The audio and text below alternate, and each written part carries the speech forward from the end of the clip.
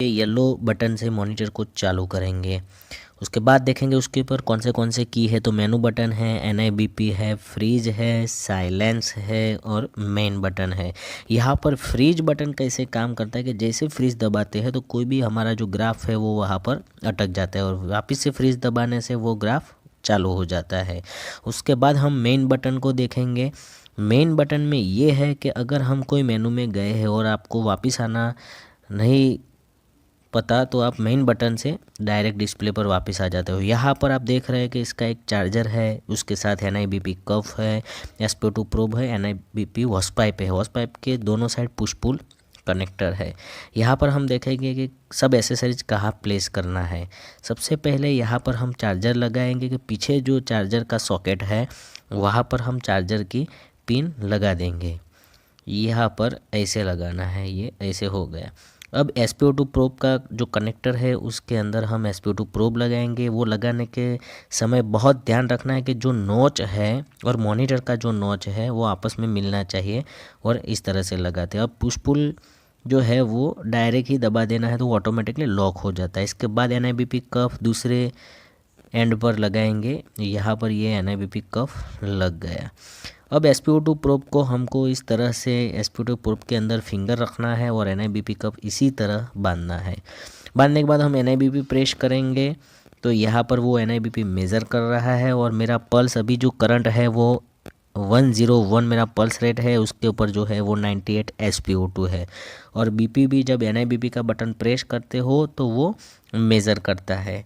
ये नीचे जो डिस्प्ले में प्लेथिस्मो ग्राफ चल रहा है वो भी मेरा SP2 का प्लेथिस्मो ग्राफ है। यहाँ पर इस तरह से मेरा 134 जो BP है वो सिस्टोलिक है, 82 डायस्टोलिक है और मीन है 95। तो इस तरह से ये मॉनिटर काम करता है। यहाँ पर हम सेटिंग्स में जाएंगे। ओके दबाने से सेटिंग्स के अंदर एंट्री होती है। यहाँ पर 4 ऑप्शन दिख रहा है, सेटअप, अलार्म है, डेमो है और एग्ज़िट है। सेटअप के अंदर सेटअप का सब है तो सेटअप में ओके जाएंगे। यहाँ पर जो दिख रहा है सबसे पहले करंट टाइम है, उसके अंदर टाइम, डेट सब का सेटिंग होता है। न्यू पेशेंट है, पेशेंट टाइप है, यहाँ एडल्ट, नियोनेटल, पीडियाट्रिक हम सेट कर सकते हैं। LED लुमिन्स है, यहाँ पर हम ब्राइटनेस सेट कर सकते हैं और की वॉल्यूम है ऑन ऑफ कर सकते हैं। यहाँ पर हम करंट टाइम में जाएंगे। ईयर है, मंथ है, डे है, आवर्स है, मिनट है और सेकंड है।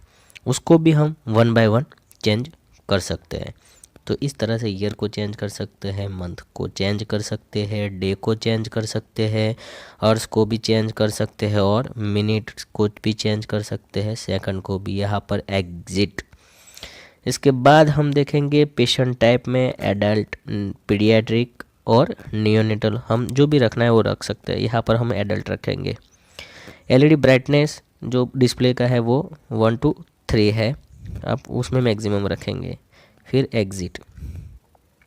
यहाँ पर हम फिर अलार्म में देखेंगे। अलार्म है, ऑन ऑफ है। अलार्म का जो साउंड है वो वॉल्यूम है वो 2 पर है, उसको भी एडजस्ट कर सकते हैं। फिंगर आउट अलार्म, मतलब अपनी फिंगर प्रोब में नहीं है तो वो अलार्म देगा। और अलार्म पुश टाइम, जब भी हम अलार्म को पुश करते हैं तो वो 60 सेकंड तक बंद रहता है, उसके बाद फिर से चालू हो जाता है। तो ये भी हम चेंज कर सकते हैं। इस तरह अलार्म को ऑन ऑफ कर सकते हैं, वॉल्यूम को बढ़ा सकते हैं। फिंगर आउट ऑन है और alarm push time 60 second. Exit. इसके बाद हम एग्ज़िट जाएंगे। अंदर सबसे पहले NIBP है, NIBP अलार्म है, NIBP टेबल है।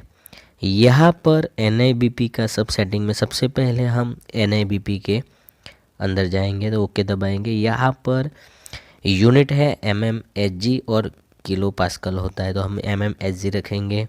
उसके बाद इंटरवल है 5 मिनट। उसका मीनिंग ये होता है कि एक बार हम BP का बटन प्रेस कर देते हैं, उसके बाद अगर आप BP का बटन प्रेस करो या ना करो 5 मिनट में वो ऑटोमेटिक BP लेना शुरू कर देता है। इसी तरह दर 5 मिनट में वो मापता रहेगा। फिर रिसेट है, कैलिब्रेटर और कंटिन्यूअल है। यहाँ पर जो इस तरह से आप इंटरवल को चेंज कर सकते हो, जो भी आपको रखना है वो रख सकते हो। अगर मैनुअल रखते हो तो जब भी आप बटन दबाओगे तभी वो BP मेजर करेगा, उसके अलावा नहीं करेगा। यहाँ पर इस तरह से आप चेंज कर सकते हो। यहाँ पर जो कंटिन्यूअल है उसका मीनिंग ये है कि जब ये मोड पे हम चालू कर देते हैं तो एक बार बीपी दबाने के बाद कंटिन्यूअस वो मापता रहेगा। जैसे मापा पूरा हुआ, फिर से मापा पूरा हुआ, फिर से मापा, वो कंटिन्यूअस मेज़र करता है। एग्जिट। यहाँ पर NIBP अलार्म में देखेंगे सबसे पहले ये सिस्टोलिक हाई और सिस्टोलिक लो, इस तरह से सब हाई और लो अलार्म होते हैं। हाई में जो भी हमने सेट किया उससे ऊपर जाएगा तो अलार्म देगा, लो में जो भी सेट किए हैं उससे नीचे जाएगा तो अलार्म देगा। यहाँ पर सिस्टोलिक हाई हमने 160 रखा है। इसको किस तरह से चेंज करना है वन बाय वन हम देखेंगे। इस तरह से हम सिस्टोलिक हाई चेंज कर सकते हैं, फिर सिस्टोलिक लो को भी चेंज कर सकते हैं, डायस्टोलिक हाई को भी चेंज कर सकते हैं, डायस्टोलिक लो को भी चेंज कर सकते हैं। इस तरह से चेंज कर सकते हैं। देखेंगे NIBP टेबल के अंदर हम देखेंगे कि लास्ट हमारे 6 रिजल्ट उसमें स्टोर रहते हैं, वो भी टाइम के साथ। इतने टाइम पर इतना इसका सिस्टोलिक, डायस्टोलिक और मेन था, वो सब हम स्टोरेज चेक कर सकते हैं। अब हम देखेंगे कि SpO2 के अंदर जाएंगे।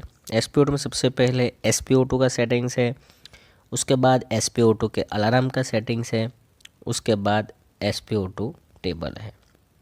सबसे पहले हम SpO2 में जाएंगे। SpO2 में सबसे पहले PR साउंड, जो हाई, मीडियम, लो और ऑफ SpO2 का यूनिट है और पल्स रेट का यूनिट है, वो हम अपन चेंज कर सकते हैं। सबसे पहले हम PR साउंड में देखेंगे कि उसको कैसे चेंज करना है। यहाँ पर PR साउंड को इस तरह से आप हाई, लो, ऑफ सेटिंग्स में अपर डाउन की मदद से आप कर सकते हो। फिर SpO2 यूनिट है और PR यूनिट है और एग्जिट। अलार्म्स में हम देखेंगे SpO2 के हाई, लो, PR हाई, लो। हाई का मतलब हम हाई जितना रखेंगे उसके ऊपर जाएगा तो अलार्म देगा, लो का मतलब हम लो में जितना रखेंगे उसके नीचे जाएगा तो अलार्म देगा। इसको चेंज कैसे करना है वो भी देख लेते हैं। इस तरह से इसको हम चेंज कर सकते हैं। फिर हम एग्जिट करके यहाँ पर मित्रों हमने जाना कि मॉनिटर को कैसे यूज़ करना है, कफ प्रोब कहाँ लगाना है, कैसे उसका यूज़ करना है और उसके अंदर सेटिंग्स कैसे चेंज करना है।